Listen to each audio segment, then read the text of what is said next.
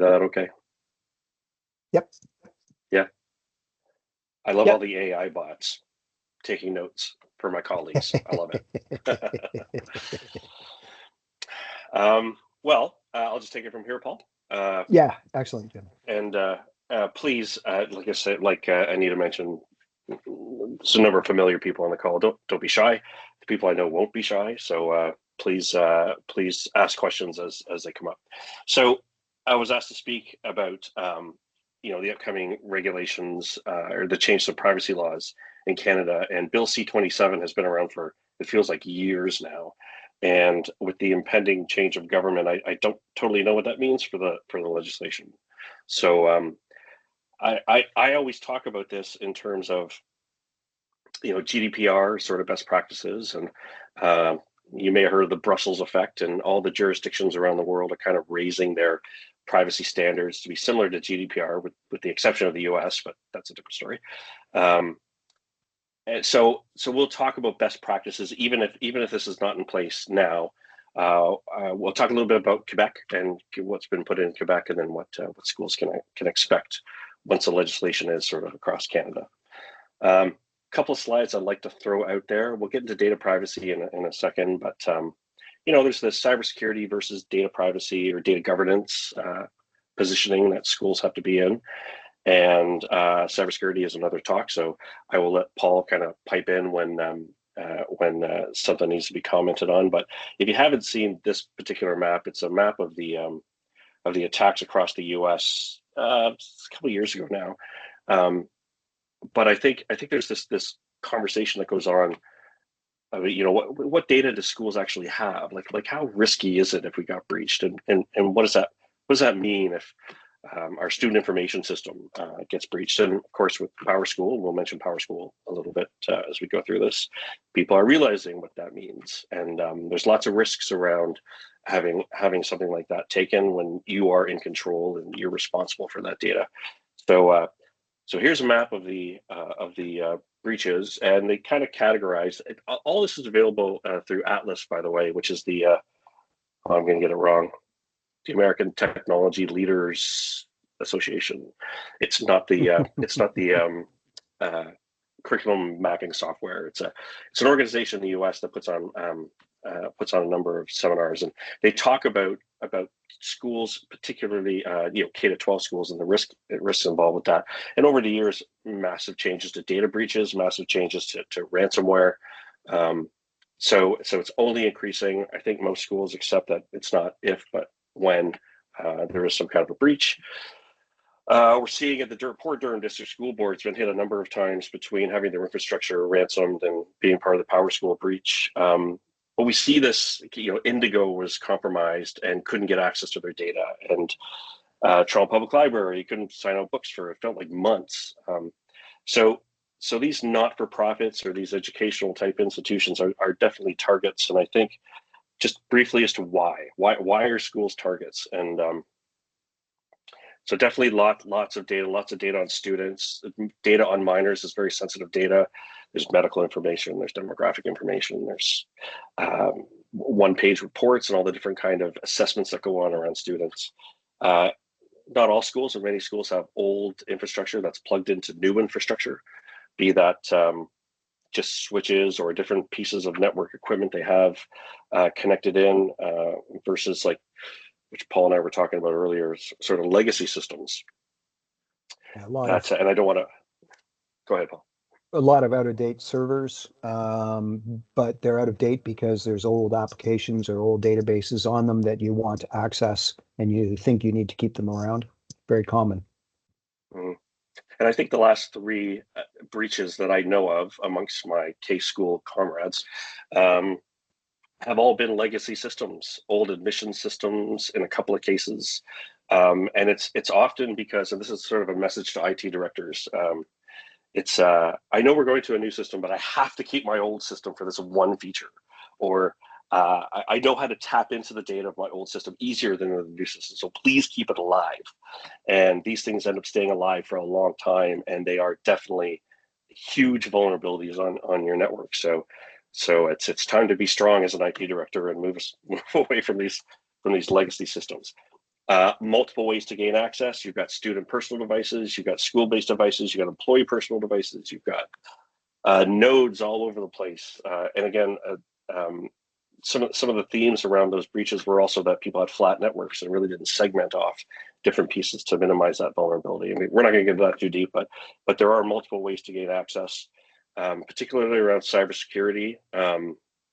It is difficult to keep expertise within the school, and we're finding sort of the flavors of schools moving forward.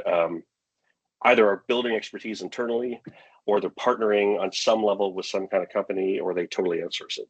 And things like endpoint detection and event management, more and more schools are kind of positioning themselves to connect into those kind of companies because they don't have people 24/7 that are always be looking.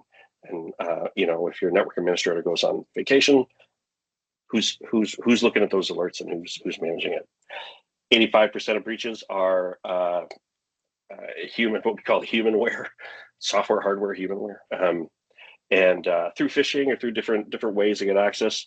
If you want to see a very effective video to show your senior leadership, show the Jimmy Kimmel walking down the street asking people their passwords and how quickly they give them up, being their dog or being their date of birth. Or so it's a funny way to look at it, but it's also oh my goodness, people will give up their passwords pretty easily. And then the last piece we put about schools is that schools will pay the ransom, mostly because of reputational loss. But if people get in and they take data and they ransom it, schools are ensuring to pay. And some quick stats across the U.S. 45% of attacks are focused at educational institutions, not just K-12. In general, it's $620K US around the average ransom payment. 1.1 billion paid in ransom. The downtime is something you've got to consider. You get things back up, but it still takes a long time to recover. You can talk to some of your IT director colleagues in the Canadian schools about how they become the phone messaging service for people who are concerned. And they sit by the phone and they get tons of people calling in saying, hey, I was a student 20 years ago. Apparently my data has been compromised. And so keep that in mind. They are definitely, schools will pay, and there's lots of attacks on schools. And the other thing I like to throw out there, and I can't remember who talked about this. I think it was, I took some courses through Osgood, the legal side of educational law. And they were talking about ransomware. Maybe you could shine light on this, Paul, a little bit, but these are not like children in a basement hacking NASA. Like when I was a kid, These are well structured. They have HR department. The story I like to say is some of them give satisfaction surveys. Yep. Say, how easy was it to pay the ransom? So go ahead, Paul, if you have something to add to that. Please. Yeah. Well, it's ransomware as a service. So it may be one criminal group is doing it, but there's actually software developers who develop the software for it. They don't actually do the ransomware directly. Other organizations hire them as ransomware as a service. So it's quite sophisticated software with support, help desk, 24/7. 1-800 number to call if the ransomware isn't working properly, et cetera, et cetera. If it wasn't so disturbing, it would be funny, frankly. But. Yeah. All right. So this is a slide I often like to show to my board of governors. I'm not at UCC anymore, but I used to have to do a yearly report, which I talk about a little bit. It's always good to try to get there in front of your board, mostly because gives them some sort of sense of relief that people are looking after cybersecurity and data governance, but also it forces you to get clear in your mind what your current layout is for both these pieces, the cybersecurity piece and data governance. So I always pitch cybersecurity as all your red nodes. It's keeping your place safe, and as we found out with PowerSchool, that also means that extends to third-party vendors and making sure as you're sending data that it's being kept safe. But data governance internally is how you manage, if everything's protected, how you manage that content internally. And in the event there's a breach, that you minimize any repercussions around high-end accounts being breached and what they actually have access to. We'll talk about that a little bit at the end. When I pitch to boards or to my board, I always like to say, here's how we deal with users, here's how we deal with devices, here's how we deal with data, here's how we deal with systems. And there's always a few anecdotes in there that I like to throw out, why we have certain policies in place. Things like around devices. So, you manage devices. All schools have some kind of MDM or some way of dealing with devices. Some schools have protections that personal devices come in or get access on a personal device. But, to put a policy in place that says, okay, you're not allowed to download sensitive school data onto a personal device. It's one thing to say it, it's one thing to put in a policy, and then you've got to enforce it, and you've got to socialize it. You got to get out there and say, I know you like sitting at home on your big computer, but don't use Excel. Like, don't download content. Use it in the environment that you've been given by the school. Keep it in Google. Keep it in Microsoft 365. Keep it in the learning management system. People don't always understand because they like that. They're very comfortable with managing data within the tools that they know. But pushing policy like that is sometimes disruptive. But this is the place to start. It's telling people what you're doing and why you got to do it. Okay, so I'm going to show a short video. Some of you may have seen this, but this is a reminder of why we keep data protected. And I will throw out that this is in the U.S. U.S. has different laws around like scraping social media, for example. A number of cases in Canada that have gone to the Supreme Court around using facial recognition software and all those kind of things. Not so in the U.S. And we could do another hour on U.S. privacy laws, but I won't do that. But I will say that this is put together by a group at Harvard. It's kind of fast, so I will point out that the tools that they're using are the Meta glasses from the Ray-Bans. If you've seen those, I have a friend who has it. They're actually pretty awesome.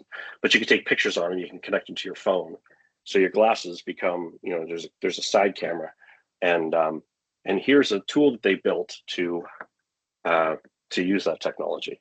I'm just going to start it and stop it or Paul, just give me the thumbs up if you can hear it. Okay. We built glasses that let you identify anybody on the street. The information our tool collects from just a photo of your face is staggering.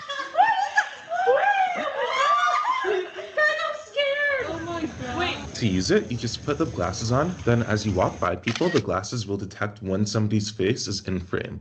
This photo is used to analyze them, and after a few seconds, their personal information pops up on your phone. Right? Oh, this is me volunteering. June Lee, right? Yeah. Oh my god. This photo was created. This is like from You're from Bergen County Academies? Yeah. Your Korean name is Ju-eun?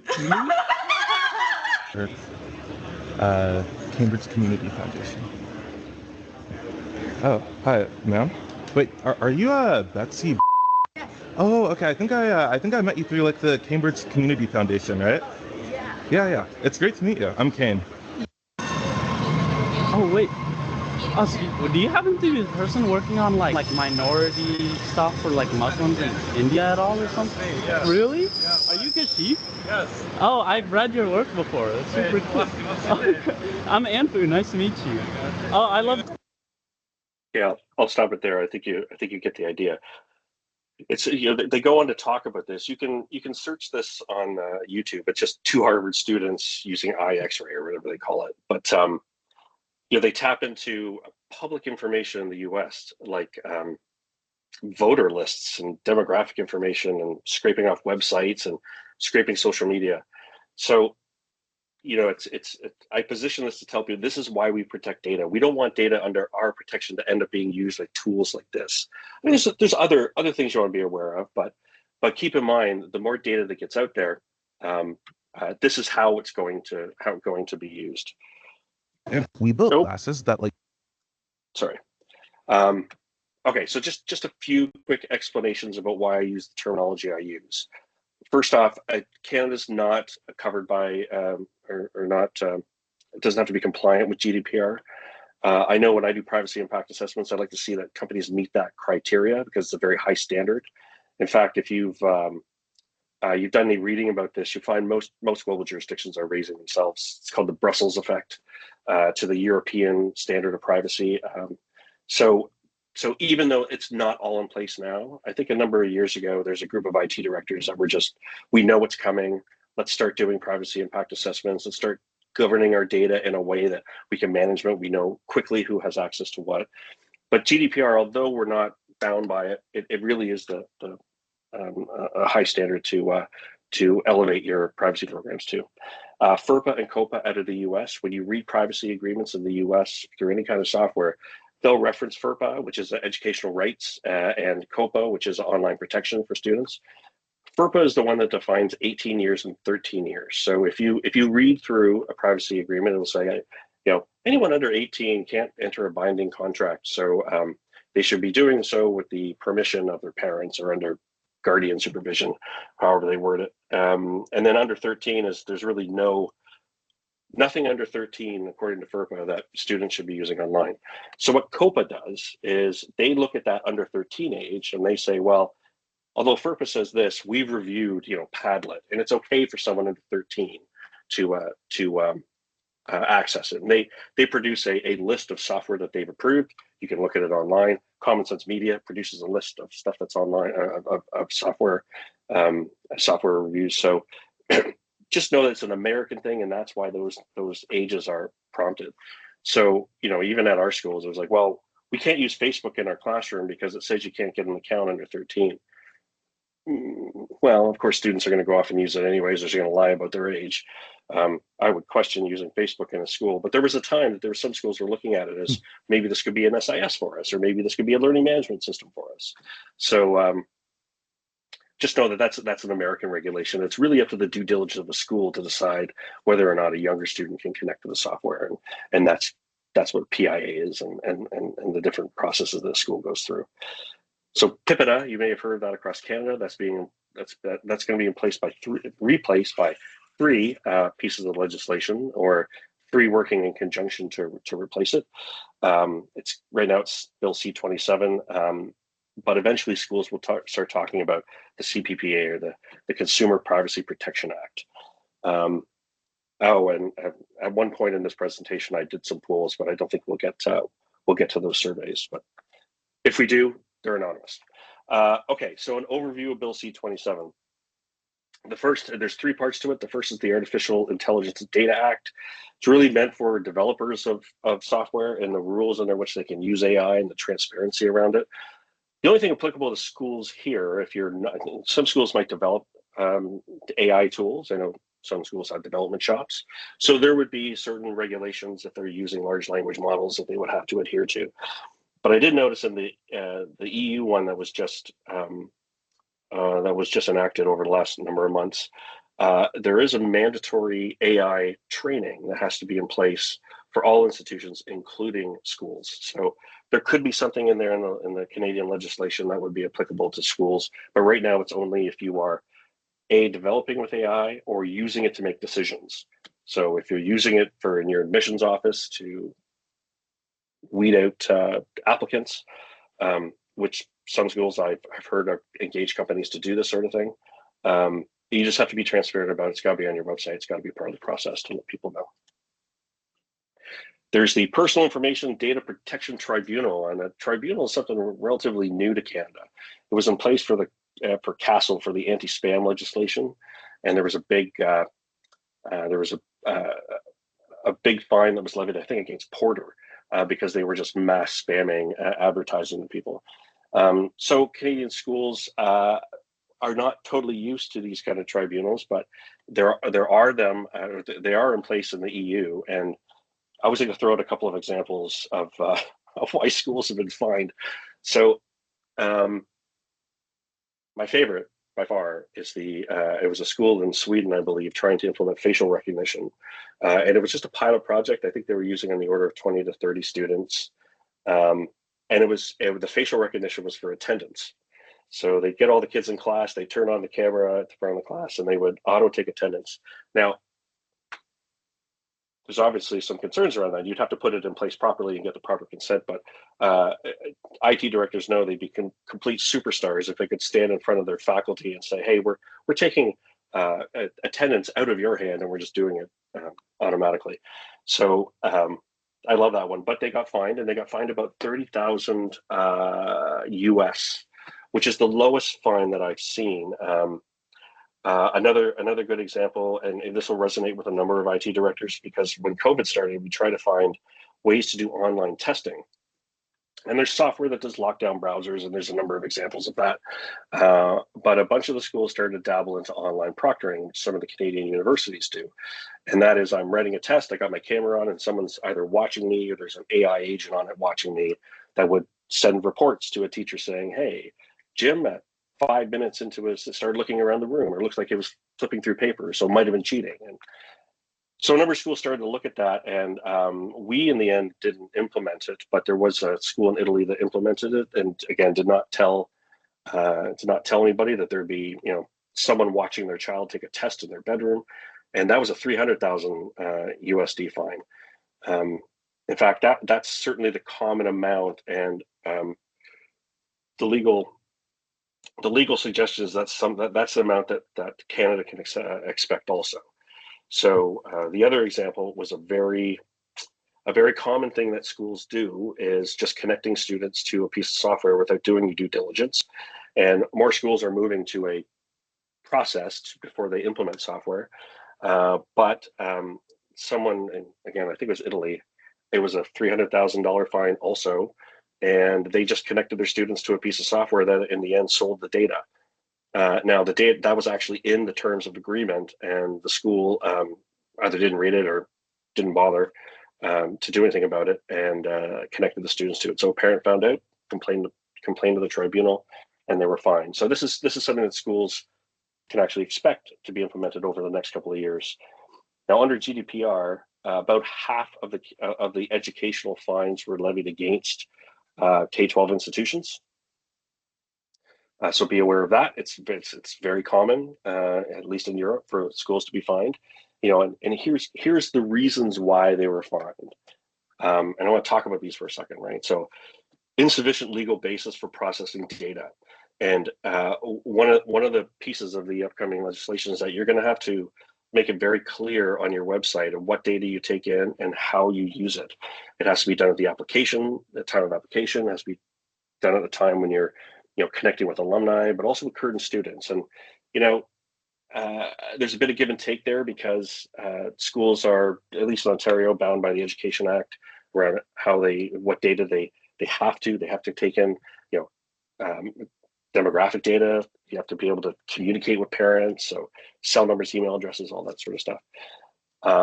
But there's a growing trend of schools that want to take in, ethnicity data or nationality data and compare that to some of the DEI programs they put in place. So we're seeing now that it's been a fairly standard group of software that are data fields that schools have been taking in, but that's changed over the last 5 or so years. So it's okay to take it in. You just have to make very clear of how you're going to use it. And again, it's consent based, so you need permission to do those kind of things if it's outside of the Education Act. 33% of the violations was because the data wasn't secure enough. And there's lots of data security. There's the cybersecurity piece of keeping your data secure, but also we'll talk about implementing like the principle of least privilege, or ensuring that people only have access to what they need. There's a number of other pieces here. You're not fulfilling data subject rights. We'll talk about data subject rights because they're coming.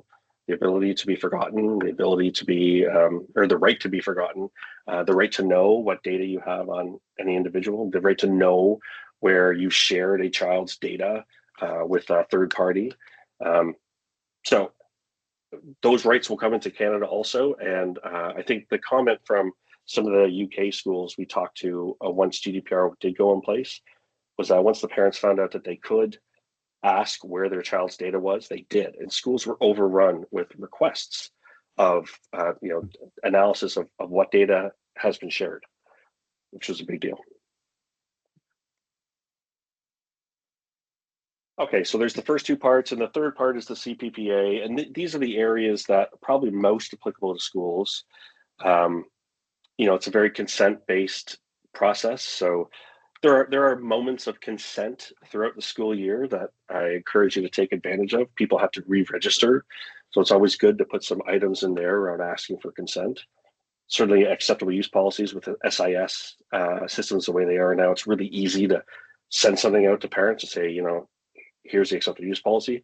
Do you agree with it? Do you consent to allow your children to use tech in the schools? And so it's really important to have all that gathered, because as incidents grow, either in classroom or just in general, you need to be able to turn to the policies you have and the fact that people have agreed to it.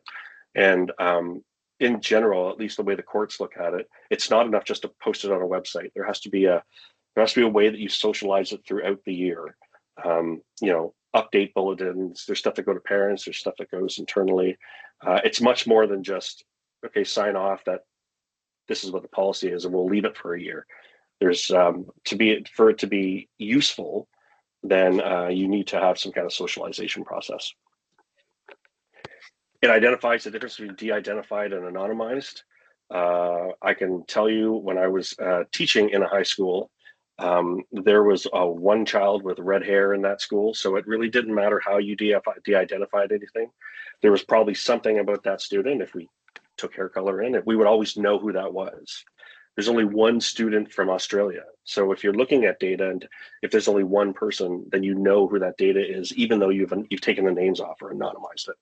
So de-identification will be well-versed and well described.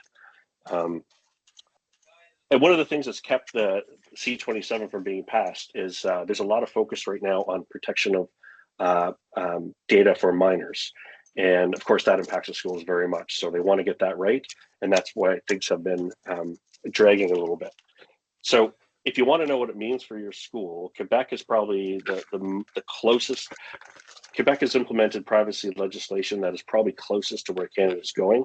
So we'll talk about that in general. This comes from the Quebec pieces, but these are also common features of GDPR and some of the other strong privacy legislations throughout the world. First off, that someone needs to be identified as a privacy officer, or what they call in Quebec the person in charge. I think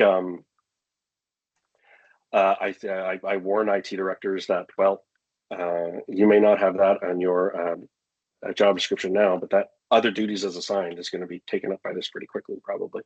There's risk people in the school that might take that on, but in general, this will probably sit in IT. All your policies have to be posted. You have to have privacy policies posted. Any policy that is aligned with data needs to be transparent and needs to be available. And things that typically you might not think about. There's the acceptable use policy, and there's AI policies, and there's bits and pieces that people would see as obvious to put on a website. But video surveillance. Everyone's got video cameras on campus. So how is that data used? And have you warned people that if they come on campus that they're going to be under video surveillance? So some schools have thought that through. Others don't have that kind of policy. So all those things are going to have to be thought through and make sure they're up to date and posted on the website so that people know exactly what's going on. K-12 schools are going to have to do a privacy impact assessment on all the apps to which they connect private data. Most schools have on the order of between 100 and 200. I don't know if it's true or not, but I always like to compare it to a bank where they say, well, they might have 6 or 7 that they have to approve. I'm sure they have more than that. But looking at a K-12 school with multiple teachers doing multiple things, that is a massively daunting task. And when I left UCC, a colleague of mine started a company that's been doing privacy impact assessments as a bank, and a number of people on this call are using that tool. But a number of things that we're going to talk about compliance, there's tools out there to do that. Jim, just a question about the privacy impact assessments. Is it possible to aggregate those? So in other words, if one school has done it, or if one organization has done the PIA, is it possible for another school to use the PIA, and is that acceptable, or do they need to do their own? Yeah, it's a good question. And I think one of the things we noticed is that schools have their own level of risk tolerance. And there may be some things in a PIA that they're looking for that other schools might not. So, and I mean, that came up 6 or 7 years ago, where there was a bunch of IT directors sitting around the table saying, how am I ever going to do this? Why don't we share? And I think the key on sharing is that, a privacy impact assessment is 25 to 30 questions, depending on who does it. And sharing the answer to those questions is very easy to do. Whether or not you like those answers or are willing to approve it might be different from school to school. So I'll talk about one of the things that I always look for in a PIA. But I'm noticing as we in our particular app, we have close to 20 schools, and I'm gathering that there's very different palettes or risk profiles that they would assess to it. You know, one of the schools, or a few of them have actually, were hoping that you would have like this is an approved piece of software, and you know, when we talk to lawyers about, is that a good idea? Because we'd like to do it, and certainly I know what I would approve and what I wouldn't approve, but they just said to hold back on that because really it's at the school, because they are responsible for that data, have to be the ones that do the due diligence process or take a tool that's done it and do the actual approval. And you know, there's no value in saying, well, yeah, Power School got breached, but it was approved by somebody else, so we just accepted that. No, you've got to go in and it's not a huge process. And again, there's visual cues and there's different ways to look at a PIA and see if it's acceptable. But again, different schools might feel slightly different about different items. A quick example would be that for the longest time in BC and Alberta, data residency was a big deal, and yet you know, the legal opinion we had in Ontario was actually, if it's properly secured, data residency doesn't matter as much. So there could be a host of things that make you approve or disapprove a particular piece of software. Right. Notices have to be posted. So when you're collecting data, you got to be clear why you're collecting it and how you're going to use that data. Sort of changes to the ROSH test. If you don't know what the ROSH test is, I'll just do it very quickly. There's sort of 3 standards to whether or not you have to report a breach to the Privacy Commissioner. Was it a breach? And a breach is someone accessing it inappropriately. So it could be a bad actor. It could be what they call intrusion by seclusion, or someone at school saying, hey, I want to be this person's real estate agent, so I'm going to look up their address, I'm going to contact them. That's using data for a purpose that it's not meant for. By mistake, changing the security on say a Google sheet and making it public versus private, all that's considered a breach. Is it private data? And that's the second step. So, you know, right now on the Canadian PIPEDA website, they identify what the things are considered private data, medical data, biometric data. You could probably pick up a list of what you thought was. Interesting though, when a breach occurs, your community may feel very differently about the type of data that's breached versus what a legal opinion is. And I know some of the issues I've been in touch or in contact with would say, well, you know, that data is not overly private, but when you talk to a parent, it is maybe exceptionally private, and how dare you feel that way? So there could be a real clash in between whether or not it's private data was breached. I'll leave that with you because every situation is going to be slightly different. But the third test is there a real risk of significant harm? And that's where ROSH comes from. So was it a breach? Was it private data? And is there a risk of harm happening? If a student timetable gets out, is that a risk of significant harm versus if their medical information gets out? So that is something that currently you have to make the decision on. But when the legislation comes in, they're going to say you have to make a ROSH test determination on whether or not you report to the government. But even if it meets the first 2 standards and you're not reporting it, you still have to keep that information for 5 years. So you need to keep that some way structured with all the information around it, in case it's something happens in the future and it has to be tapped into. And you know, I've advised schools to just get the PIPEDA disclosure form, and if you have no other system in place to track, just answer those questions. What happened? What data was released? How did you change your practice? How did you inform your community? All standard questions around when a breach happens. So that will be a change, and you'll have to have some formal way of keeping it for, it looks like for 5 years. And then there'll be the individual pieces that'll come into place, right? The right to rectification, which is the right to change data if it's wrong. Most schools are pretty good at that right now. The right to cessation of dissemination, which is a mouthful of saying the right to be forgotten. And people at schools will have, students will have the right to be forgotten when they're not students anymore, within a realm of, within the legal realm. So if someone is a student and 3 years later they come and say, look, I want all information about me removed. Well, there'll be certain ways that you can do that, but you can't, recall yearbooks, for example. There's just certain range of what schools will be able to do, and I'm told that will be well defined within the legislation.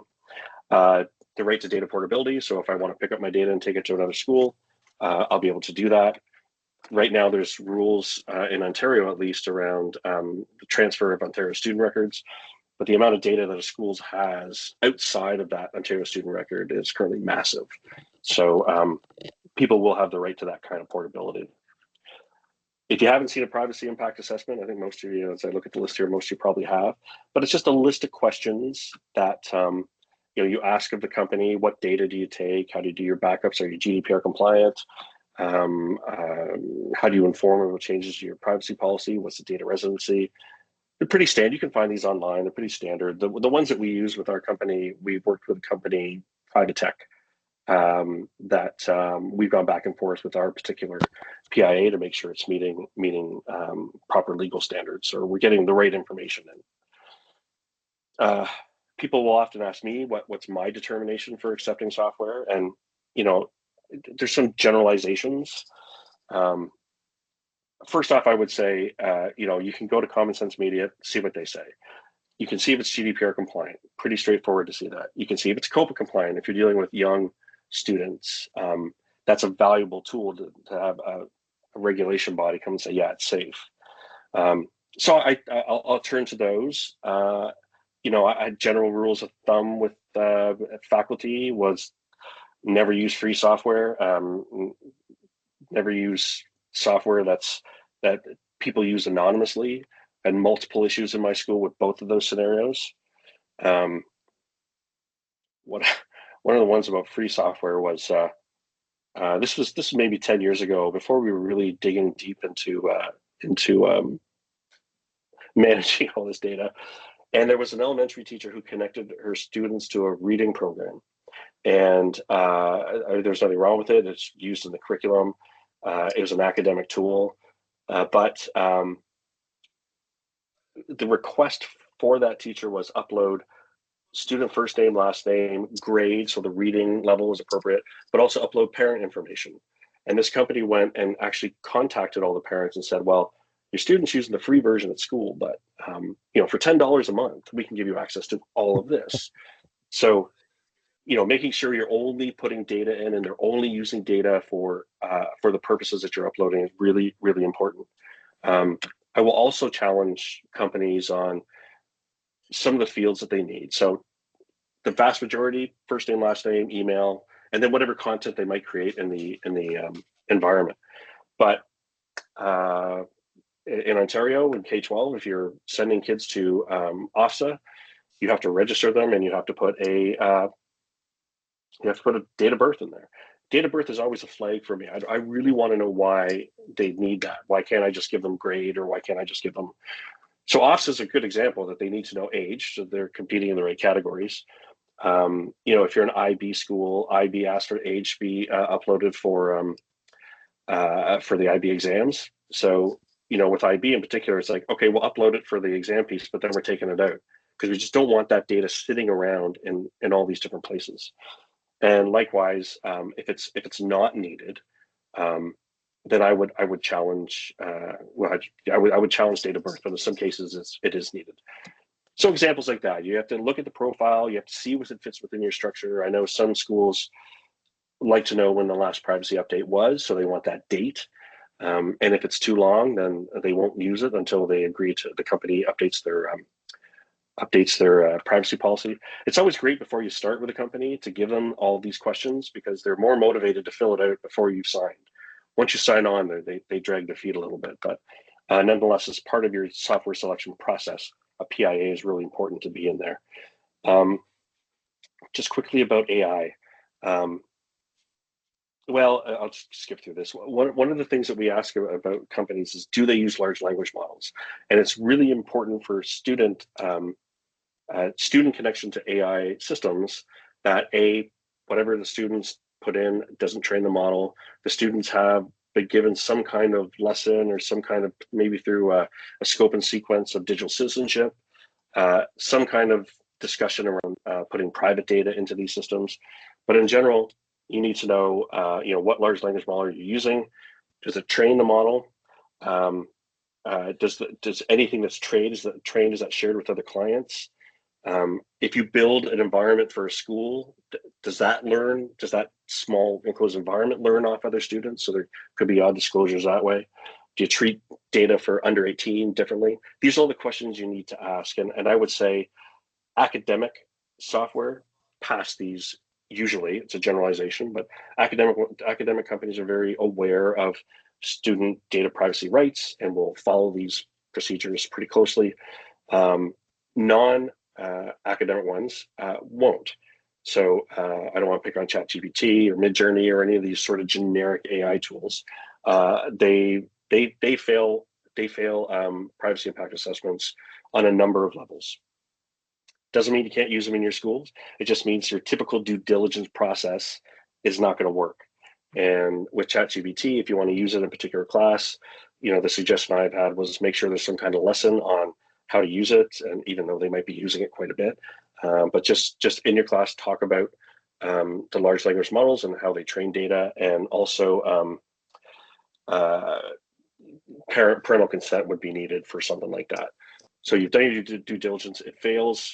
So we deal with it not by denying access, but by just putting a few things in place to make sure that things are safe and where parents are well aware of what we're doing. Okay, so I won't do polling questions because we're coming kind of short of time, but what I'd like to do at this point is say, okay, well, do you have a way to do a privacy impact assessment? And I've done these with a number of presentations I've done. So this data set's getting bigger and bigger.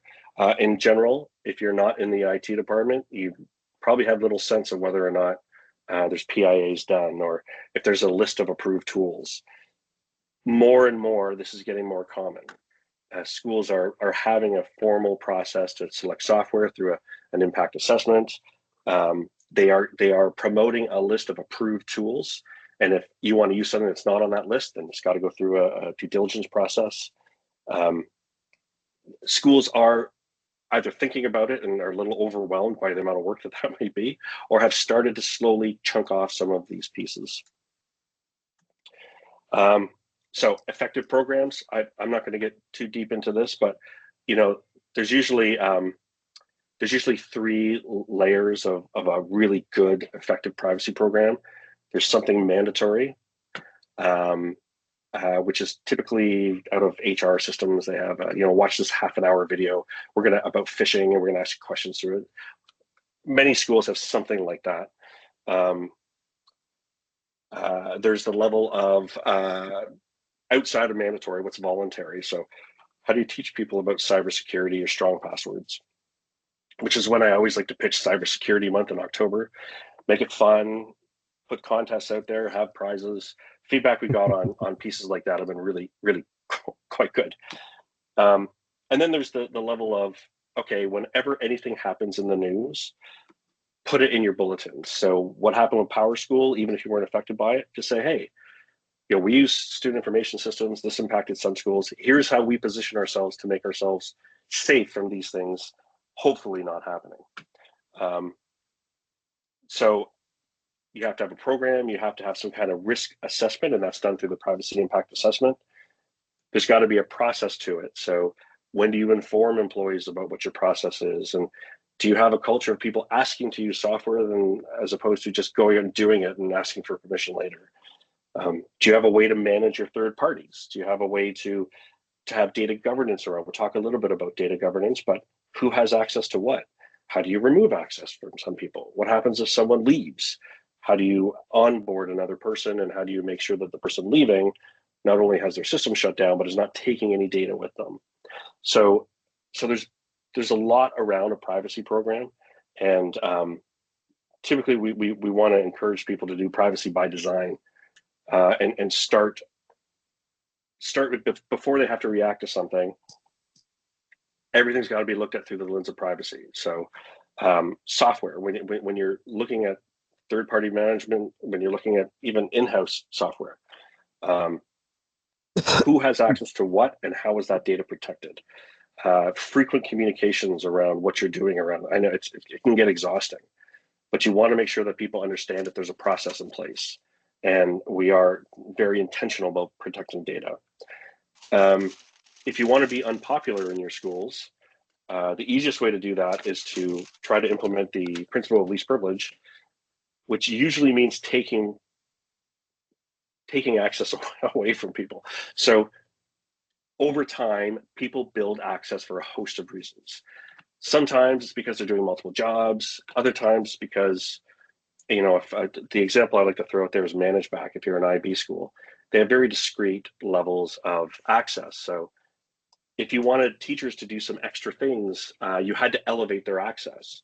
So before you know it, you've got a whole group of people who are administrators of the system. So you got to go in and pull these things back, or have a process to make sure they only have the access for when they need it, and then remove it. So the principle of least privilege is looking at everybody and saying, do you have the access that you need to do your job and nothing more? And when we've put that in place, that means scaling back access, and typically we scale it back a little less than we think they need. And over the year, let them ask for it as things come up. And that way we track it, we know who has access to what, and we have a process to make sure that if you need elevated access to remove it. You can only Jim, yeah, go ahead. do you have an obligation as a IT director or as a school even to put some kind of technical control in place so that you actually know what softwares people are using? There's the software that are approved, so you can have policy around that and say you have to use approved software. But is there an obligation to be doing some kind of technical control to make sure you know what people are using?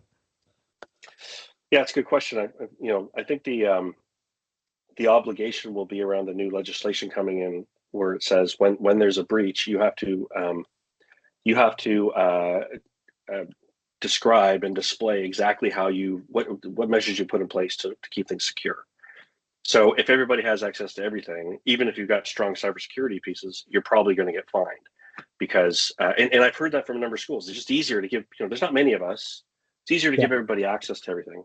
So that's something that's gonna definitely have to stop in schools. But outside of that, there are some technical controls that are not necessarily legal obligations, like single sign-on. You can now control what SSO is used within your domain to connect to third parties. So you could say, look, we don't want people using the school account to connect with ChatGPT or whatever it is. So there are certain pieces in there, and even within, I know Google better than Microsoft 365.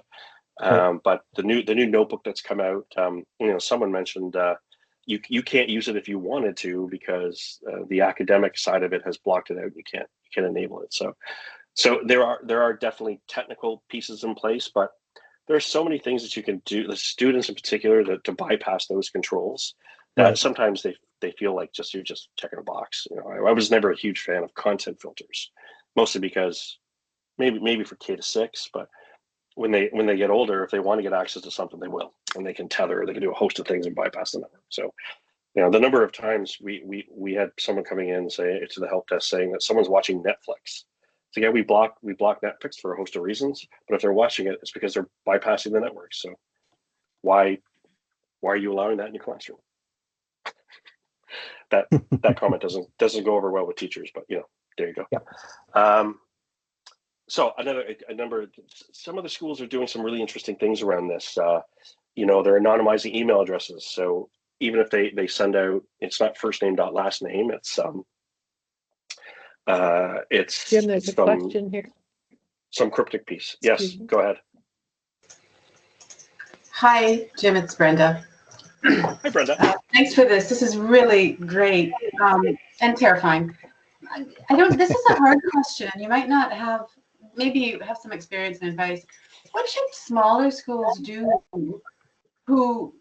or maybe just a school with just one person in their IT department? Because it seems to me a lot of this is creating a lot of cost for schools. But how are schools, what's your advice to manage all this? If you're one person or you're sharing those responsibilities in the school and paying for it? Yeah. Definitely price tags with a lot of these pieces. And there are certain things you can implement that you just need expertise to do it. So, on a very low level, people are implementing two-factor authentication. That's not necessarily an expensive thing to do, or huge. Someone is administering your email system. It's not a huge thing to do. But as you put layers on top of that, again, you're either building expertise within your school. If you don't have that expertise, then most small schools that don't have IT departments still have a partnered IT company like Paul's, like Horn IT, right? So they would look after a host of things, but also give suggestions around cybersecurity principles.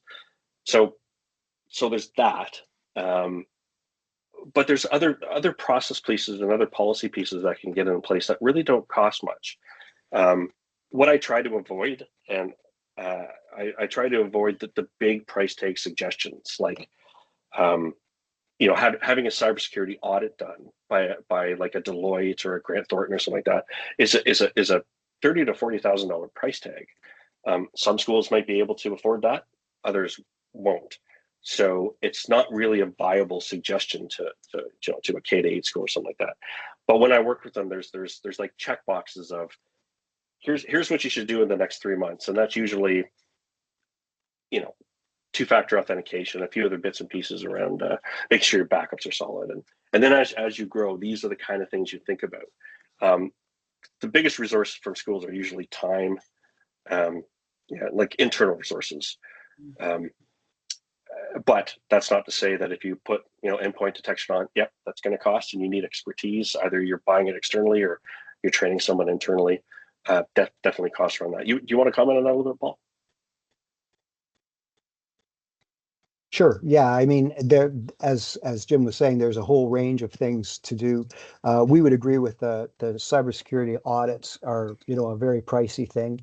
Pen tests often come up. People think they need to move right to a pen test, and we would never recommend that, because there's the checklist that Jim is talking about. There are some obvious things you need to do that can be quickly done in a discussion. We'll have we do a free assessment where we'll just go through 18 domains of security, for example, and that identifies, these are the areas you should be focusing on, and start there and work your way through it. But it's pretty hard to put a cybersecurity department together. I mean, it's very hard to pay for that and afford it, and so you probably do want to look for some kind of outside resource. This isn't just an advertisement. It's the truth. It's difficult to do.